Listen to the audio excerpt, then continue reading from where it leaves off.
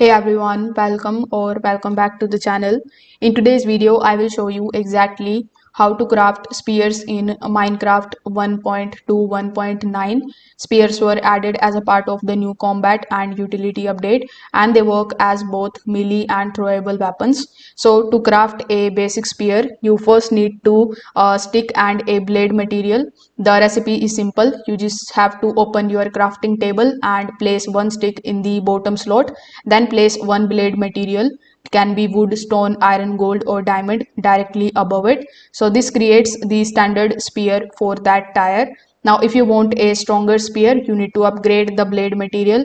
For example, stone makes a mid-tier spear, iron gives better durability, and diamond provides the highest base damage before the enchantments. So spears can also be enchanted, and add them to an able with enchantments like sharpness, loyalty for throwing, or unbreaking for the durability. So in 1.2.1.9, spears can be thrown like tridents but don't require a water boost, making them a useful long range weapon early game. So once crafted, right click on the throw to spear and left click to use it in close range combat. So if this video helped you out, make sure that you like this video and subscribe to the channel. Thanks for watching.